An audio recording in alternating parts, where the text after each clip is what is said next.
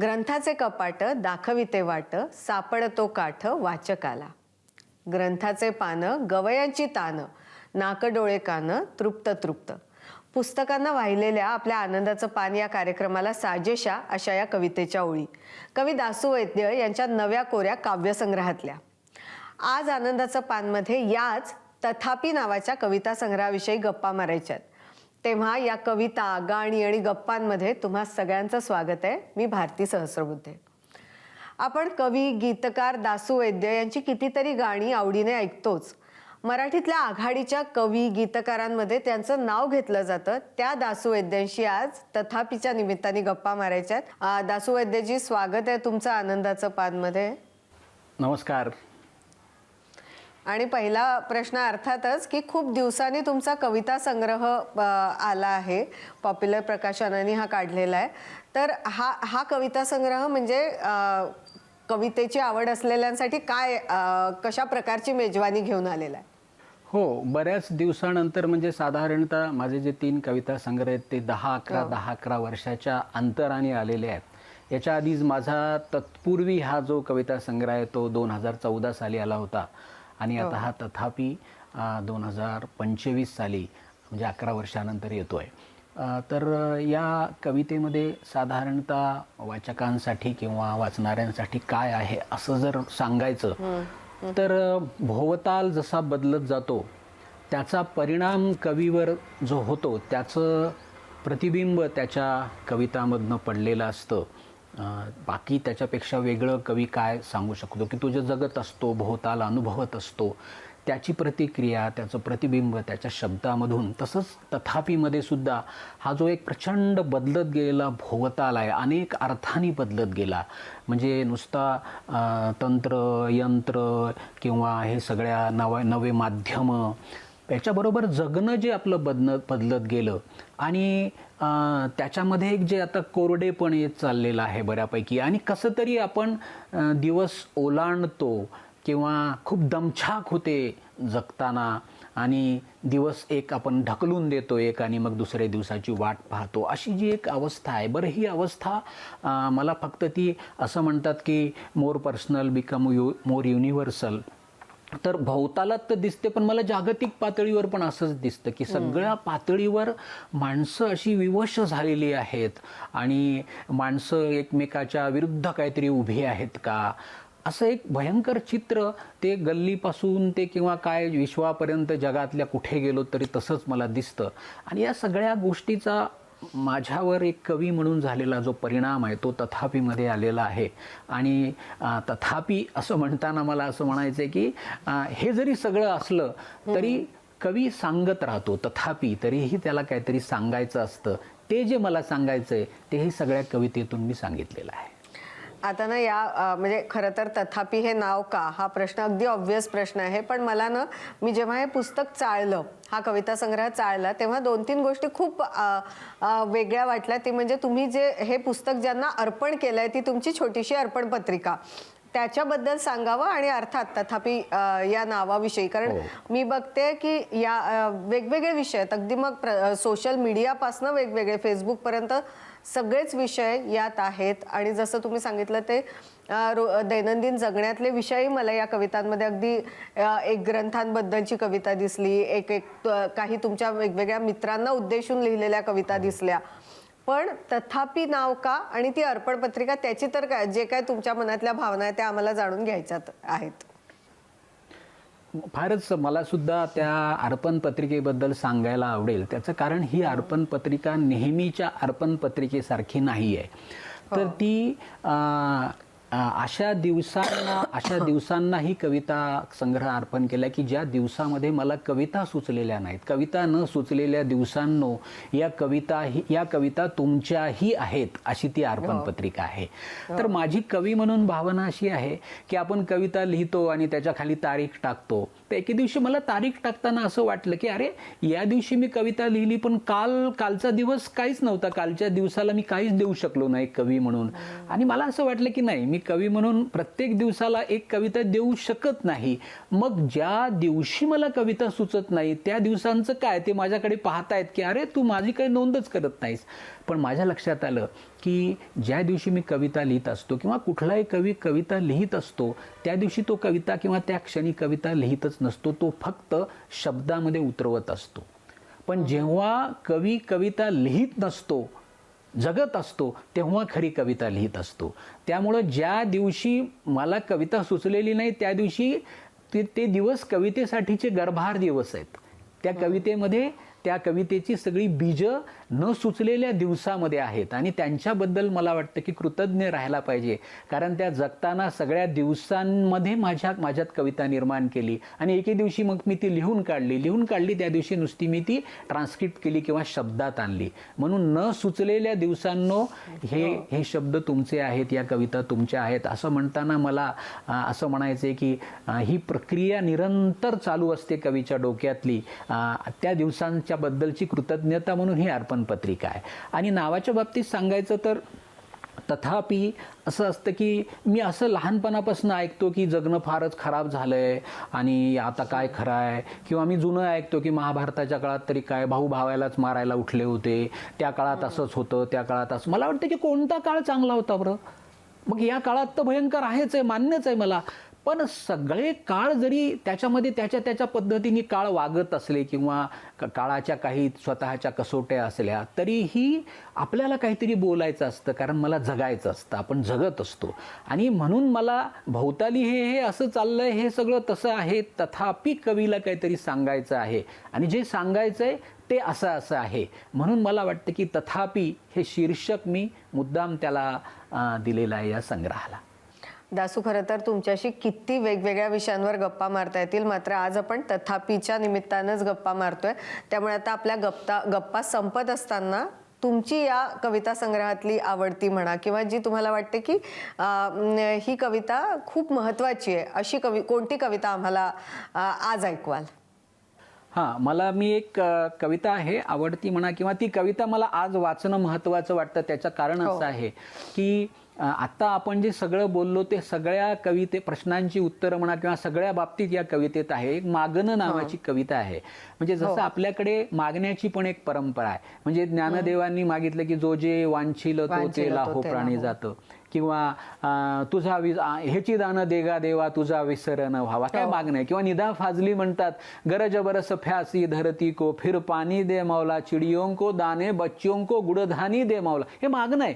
प्रत्येक काळातला कवी काहीतरी त्याचं मागणं मागत असतो. तर या काळातला कवी मी काय मागतोय, आणि गंमत असते मागण्यामधली. मी जर एखादं इन्क्रीमेंट मागितलं तर ते काही कवीची कविता होणार नाही, ते एक सामान्य नागरिकाची मागणी होईल. पण जेव्हा आपण समष्टीसाठी मागत असतो, आपण जेव्हा भवतालासाठी मागत असतो, तेव्हा त्याची कविता होते असं मला वाटतं. म्हणून हे माझं मागणं आहे, माझं म्हणजे या काळातल्या कवीचं मागणं आहे. कवितेचं नाव मागणं. कुणाच्याही गळ्यात गुदमरू नये गाणं, कुणाच्याही गळ्यात गुदमरू नये गाणं, जगण्याला शब्दांच्या मुंग्या लागाव्यात, जगण्याला शब्दांच्या मुंग्या लागाव्यात, आवेळी आलेल्या भुकेल्यासाठी कोरभर कविता झाकून ठेवलेली असावी घरोघर, खुंटाळ्याला लटकवलेल्या शर्टात खुळखुळणारी नाणी असावीत पोरांना भिरभिर घेण्यासाठी, खुंटाळ्याला लटकवलेल्या शर्टात खुळखुळणारी नाणी असावीत पोरांना भिरभिर घेण्यासाठी, चिमुरड्यांचे खिसे भरून राहावेत चॉकलेट गोळ्यांनी, चिमुरड्यांचे खिसे भरून राहावेत चॉकलेट गोळ्यांनी, सकाळी वेचलेल्या पारिजाताचा वास पोरींच्या ओच्यांना राहावा दिवसभर, सकाळी वेचलेल्या पारिजाताचा वास पोरींच्या ओच्यांना राहावा दिवसभर, लटकवलेल्या येणीत पाणी प्यायला चिमण्या याव्यात, आता चिमण्या येत नाहीत, लटकवलेल्या येणीत पाणी प्यायला चिमण्या याव्यात, दिवसांच्या भाकरी बरोबर, एक दिवस म्हणजे एक भाकरी, 30 दिवसाच्या 30 भाकरी, दिवसांच्या भाकरी बरोबर खायला असावं यच्च यावत प्रार्थनांचं खमंग पिठलं, जेवणानंतर धुवायचे हात वाळून जावेत गप्पांच्या नादात, जेवणानंतर धुवायचे हात वाळून जावेत गप्पांच्या नादात, तहानलेली ओंजळ भरावी हापशाच्या टपोर धारेनी, तहानलेली ओंजळ भरावी हापशाच्या टपोर धारेनी, बंदुकीच्या नळकांडीत चिमणीनं करावा खोपा. हे जागतिक आहे, फार महत्वाचं आहे सध्याचं, सगळीकडे युद्ध पेटलेत. म्हणून बंदुकीच्या नळकांडीत चिमणीनं करावा खोपा, बॉम्बचे व्हावे रंगीबेरंगी फुगे, झेंड्यांनी दाखवावी दिशा फक्त वाऱ्याची. बंदुकीच्या नळकांडीत चिमणीनं करावा खोपा, बॉम्बचे व्हावेत रंगीबेरंगी फुगे, झेंड्यांनी दाखवावी दिशा फक्त वाऱ्याची. लुब्ध असावीत माणसं एकमेकांवर, आपण उगाच द्वेष करतो एकमेकाचा. लुब्ध असावीत माणसं एकमेकांवर, अंधारातलं कन्हनं ऐकू यावं उजेडात, अंधारातलं कन्हनं ऐकू यावं उजेडात. जागतिक संगीताचा गोपाळ काला केल्यावर सापडावी लय श्वासाची, जागतिक संगीताचा गोपाळ काला केल्यावर सापडावी लय श्वासाची. पृथ्वी नावाचा गोलगप्पा, गोलगप्पा म्हणजे पाणीपुरी, आणि कवीच फक्त पृथ्वीला पाणीपुरी म्हणू शकतो. पृथ्वी नावाचा गोलगप्पा टम्म भरलेला असावा जगण्याच्या आंबट गोड पाण्याने. पृथ्वी नावाचा गोलगप्पा टम्म भरलेला असावा जगण्याच्या आंबट गोड पाण्याने. लय नाही लय नाही मागणं, लय नाही लय नाही मागणं, फक्त पेरलेल्या दाण्याला नित्य फुटावीत दोन कोवळी पानं. लय नाही मागणं, फक्त पेरलेल्या दाण्याला नित्य फुटावीत दोन कोवळी पानं. आणि आणि माती कंटाळू नये झाडाच्या बाळांतपणाला, माती कंटाळू नये झाडाच्या बाळांतपणाला, माती कंटाळू नये झाडाच्या बाळांतपणाला.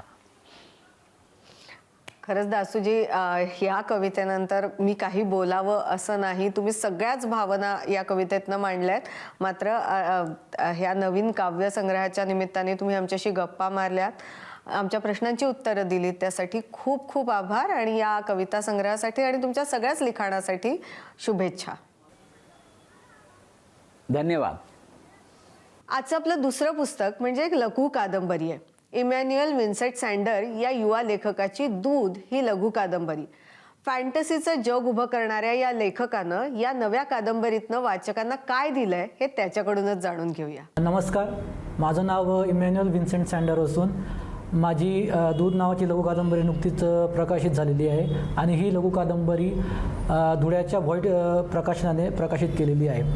तर साहित्य जे असतं, साहित्य हे 9 रसांमध्ये विभागलेलं असतं, जसं साहस, शृंगार, करुणा, भय इत्यादी. तर त्यापैकी बिभत्स हा आणखी एक रस आहे. तर सदर लघु कादंबरी ही बिभत्स प्रकारात मोडते. मराठीत बिभत्स रस आहे तो खूप कमी प्रमाणात हाताळला गेलेला आहे. उदाहरणार्थ लक्ष्मण मानेंच्या उपरामध्ये तो आहे, पण काहीच प्रमाणात. पंकज भोसलेंच्या विश्वामित्र सिंड्रोम या कथासंग्रहामध्ये तो आहे, हा बऱ्यापैकी प्रमाणात आहे. पण पूर्ण लघु कादंबरी त्या रसामध्ये बसवण्याचा हा माझा पहिलाच प्रयत्न आहे. मराठीत एक खूप मोठे लेखक होऊन गेलेले आहेत, दामोदर प्रभू नावाचे, ज्यांनी आपल्या हयातीभर याच प्रामुख्याने याच जॉनरामध्ये यांनी लेखन केलेलं आहे. आणि या जॉनरामध्ये असतं कसं की लोकांना या जॉनराचं लेखन वाचायची सवय नाही. म्हणजे त्यात बिभत्स गोष्टी असतात. म्हणजे तुम्ही आपल्या रोजच्या जगण्यातल्या म्हणजे ज्या टॉयलेट वगैरेला जाण्याच्या गोष्टी असतील किंवा ओकारी वगैरे त्या गोष्टींशी संबंधित अशा वस्तू असतील, म्हणजे थोडक्यात तुम्ही समजू शकता. तर दूध ही लघु कादंबरी त्याच प्रकारात मोडते. ही एक ॲब्सर्ड फॅन्टसी आहे, म्हणजे ज्याला तुम्ही असंगत अद्भुतिका असं म्हणू शकता.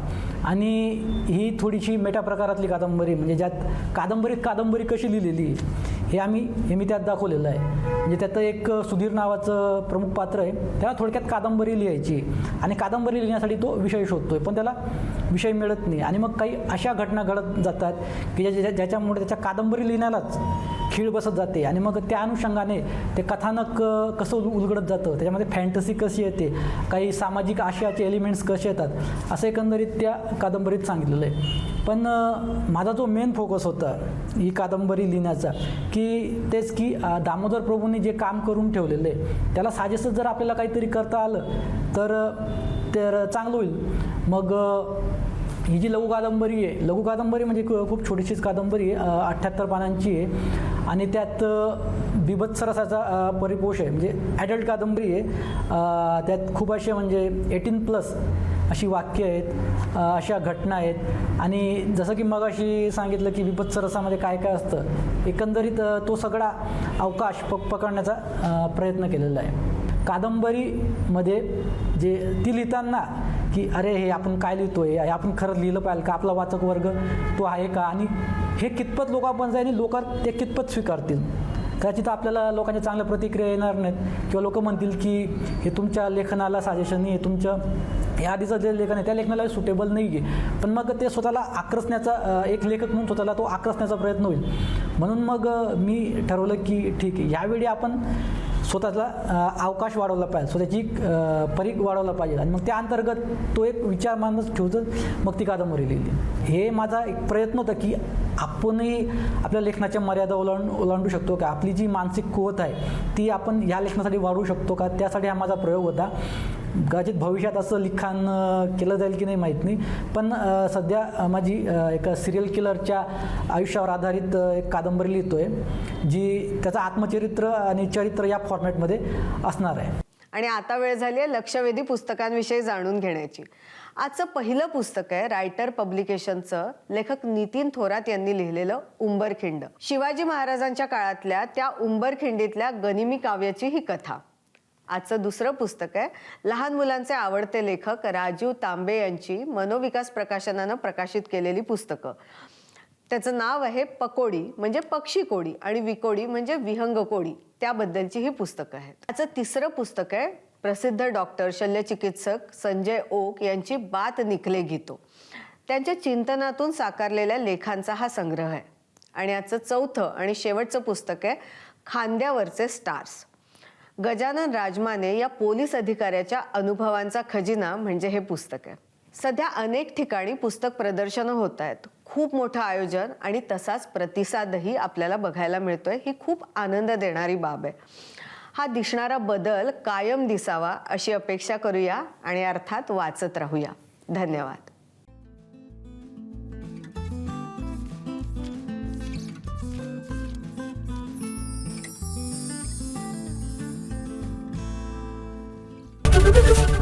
एबीपी माझा, उघडा डोळे बघा नीट.